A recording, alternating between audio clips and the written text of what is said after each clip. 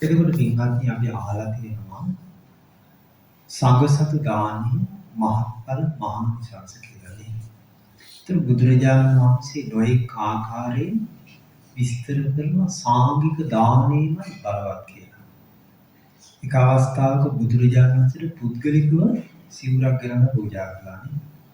ඊට පස්සේ භාග්‍යවතුන් වහන්සේ වදාළේ මොකද?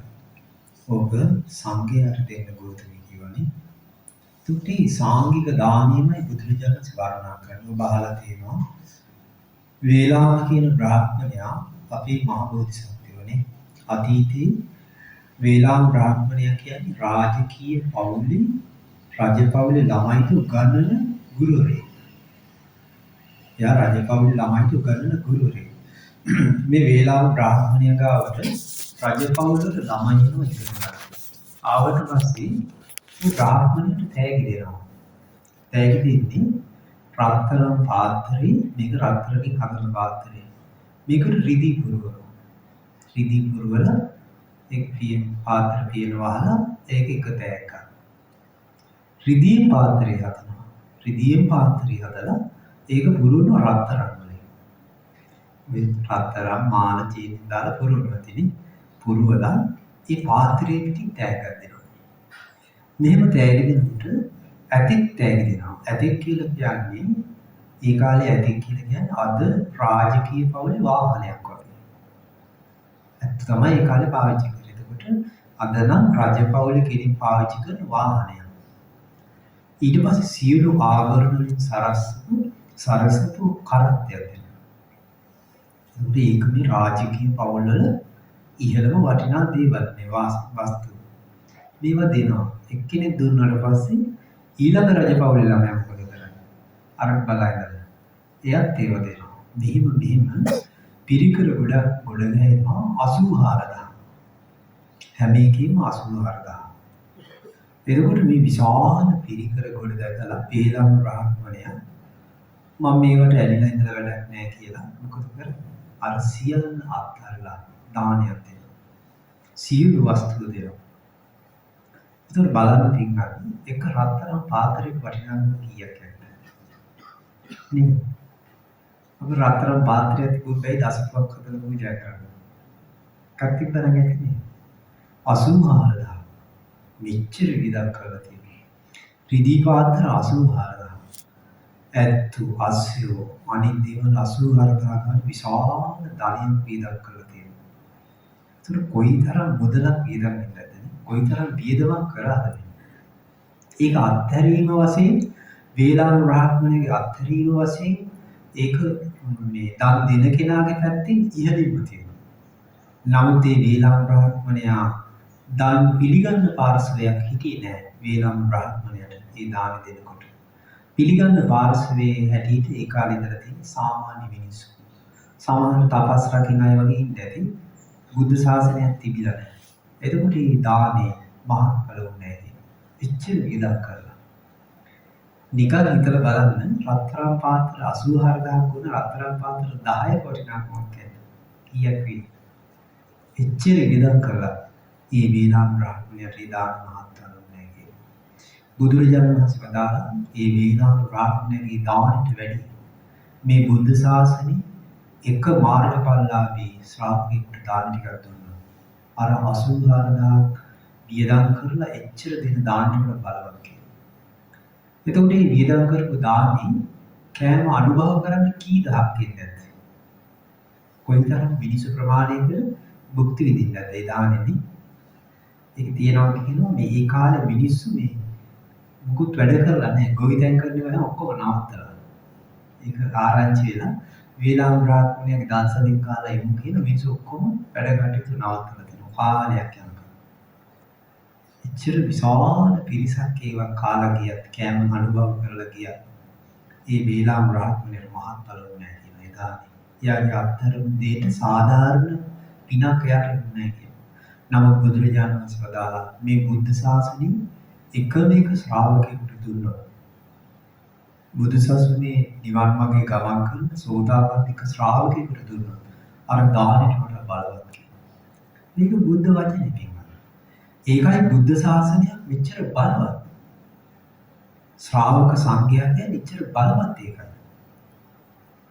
ये පුද්ගලාට සතම්පන්ත චත්තාරි ඒතාන් යුගානි හොන්ති තේ දක්ඛිනියා සුගත ශ්‍රාවකා ඒතේසු දින්නානි මහප්පලානි ඉදාපි සංඝී රතනං අනිත මේක සංඝයාගේ තියෙන ශ්‍රේෂ්ඨ බලයක් මේක සත්‍යයක්මයි මේ ලෝකේ තියෙන පරම සත්‍යයක් මේක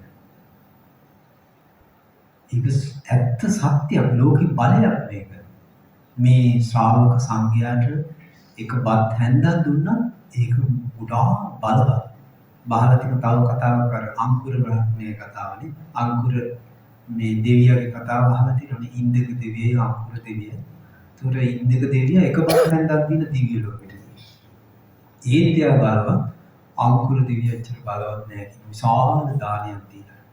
ඒ සංඝ කියන පිරිස ලෝකයේ අතිශයින් දුර්ලභ ලෝකයේ අතිශයින් ශ්‍රේෂ්ඨ පිරිස. ඒ සංඝ පිරිස ඒ රහතන් වහන්සේලා අවශේෂ මාර්ගඵලලාභී සංඝයා අරමුණු කරලා කවුරුරි බත් හැන්දක් පූජා කරා. එයාට ගොඩාක් මහත්ඵලයි. ඒ සංඝයාගේ ගුණ සිහි කරලා දෙද්දී ඒ සංඝයා නියෝජනය කරන්න කිසිම ගුණයක් නැති කාසාව කණ්ඩකෙක් ඉදිරිපත් වුණා. අපිත් සංඝයාගෙන ඉදිරිපත් වෙනවා කියන කාසාව කණ්ඩකෙක්. ඒ කියන්නේ අපි අහලා තියෙන ගණින්නාන්සලාගේ විදියක් තියෙනවා. ඒ පිරිස ඉදිරිපත් වෙනවා කියන අපි සංඝයාගෙන. ඒ පිරිසට දුන්නා අර සාංගික දානය කියන රැසෙනවා කියන්නේ. දෙන මිනිස්සයා දෙන්නේ සංඝ සතු කරලා. එතකොට මේ සාංගික දානය කියලා කියන්නේ එහෙම එකක්. ඒක අద్భుත කර්මයක්. ඒක අසාමාන්‍ය දෙයක්. ඒකයි බුදු කෙනෙක් ශාසනයේ බුදු කෙනෙක්ගේ ශාසනයේ තියෙන ආශ්චර්ය ස්වභාවය. අපිට මේ බුද්ධ ශාසනය නැති වුණාට පස්සේ අපිට මේ අවස්ථාව නැහැ පිටුනන. දැන් බලන්න අපි මේ දැන් මේ ස්ථානයක් වුණා මේවා කැලෑවක් නේ. මෙතන සංඝසතු දාන කීයද ඉතින්? නමුත් මේක හැමදේම තියෙනවා. කාලයක් යද්දී ආයෙත් කැලෑවක් ඇවිල්ලා වෙන්නේ. ඒකවල අපිට මේ ලැබිච්ච දුර්ලභ අවස්ථාව සංඝසතු දානය කියන එකේ බරපතලකම අපි ඉගෙන ගන්න ඕනේ. එතකොට සංඝසතු දානය කොයිතරම් ශ්‍රේෂ්ඨ දෙයක්ද කියලා අපි ඉගෙන ගන්න ඕනේ. ඒකට ප්‍රධානම උදව් කරන දේ තමයි අපි සංඝයා කියන්නේ කවුද කියලා ඉගෙන ගන්න ඕනේ. ඉතින් ඔබ සාංගික දානයක් පූජා කළේ උදෑසන දහවල මේ සාංගික දානමේ පින්කම ඔබ හැමදෙනාට නිදුක් නිරෝගී සුවපත් භාවයේ පිණිස චතුරාර්ය සත්‍ය අවබෝධ කරගන්න හේතු වාසනා වේවා. සාදු සාදු. රැස්කල සියලු පුණ්‍ය ධර්මයන් පළමුවෙන් පින් කැමති සියලු දෙවියන් මේ පින් අනුමෝදන් වෙත්වා. දෙවියන්ගේ දිව්‍ය ආශීර්වාද වැඩිත්වා. සීක ධර්මයන්ගෙන් වැඩිත්වා.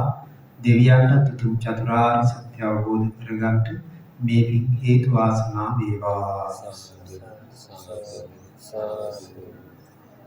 ඔබ සඳහන් කරලා තියෙනවා රැස්කල සියලු පුණ්‍ය ධර්මයන් ආලෝක සෙන්පති දෙවිඳුන්ට කන්ද කුමාර දෙවිඳුන්ට පින් අනුමෝදන් කරන්න කියලා බුදු සසුනට හිතයිසි ඒ සියලු දෙවි දේවතාවුන්ට මේ පින් අනුමෝදන් වෙත්වා. ගෞතම බුදු සසුන සුරකිත්වා. උතුම් චතුරාර්ය සත්‍ය අවබෝධ කරගන්නට දෙවියන්ට මේ පින් හේතු වාසනා වේවා. ඒ වගේම දානී දායකත්වයේ දරන්නේ ජීජී කරුණා නානායක්කාර මහතෑත පූර්ගම පදිංචි ඔබ විසින් ඉතා ශ්‍රද්ධාවෙන් යුක්තව දම්පැන් පූජා කළා, පිරිකර පූජා කළා.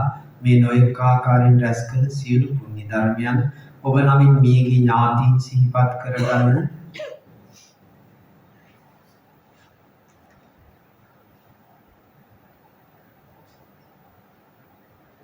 අපවත් වී වදාළ සෝළුත්තර ස්වාමීන් වහන්සේට මේ පින් අනුමෝදන් කරනවා. ඒ වගේම ඔබ හැම දෙනා නමින් උදව් උපකාර කරපු හැම දෙනා නමින් මියගිය සියලු ඥාතීන්ට මේ පින් අනුමෝදන් වෙත්වා. ඒ අයගේ පරලොව ජීවිත සුවපත් වේවා, සුවපත් වේවා. සංසාර දුකින් අත මිදෙත්වා කියලා සාදු කියනවා. ඒ වගේම දානට උදව් උපකාර කරපු හැම දෙනාට නිමල් කරුණාරත්න මහතා, ධම්මී මහත්මිය, මනුප්‍රිය, තුගීත් නිපුන්, ශාමික ඉරේෂා, තේජස් දහම්, චේපානී චෙහානී යන පින්වතුන් ඇතුළු සියලු දූ දරුවන්ට ජයන්ත පීරිස් මහතා ඇතුළු මහත්මිය ඇතුළු පවුලේ සියලු දෙනාට පින් අනුමෝදන් කරනවා. යාමපත් මහතා මහත්මිය ඇතුළු පවුලේ සියලු දෙනාට පින් අනුමෝදන් කරනවා. ඔබ සෑම සියලු දෙනාට උදව් උපකාර කරපු දානයට වචනකින් හරි උදව් කරපු හැම දෙනාට මේ පින් අනුමෝදන් වෙත්වා. දානීය දායකත්වයේ දරන පින්වතුන් ඇතුළු ඒ නානායක්කාර මහතා ඇතුළු හැම දෙනාට නිදුක් නිරෝගී සුවපත් භාවයේ සැලසේවා. උතුම් චතුරාර්ය සත්‍ය අවබෝධ කරගන්න මේ පින් හේතු වාසනා වේවා. දැන් පින්වත් ස්වාමීන් වහන්සේලා පිරිස සජ්ජායනා කරලා ආශිර්වාද කරනවා. සාදුකාරය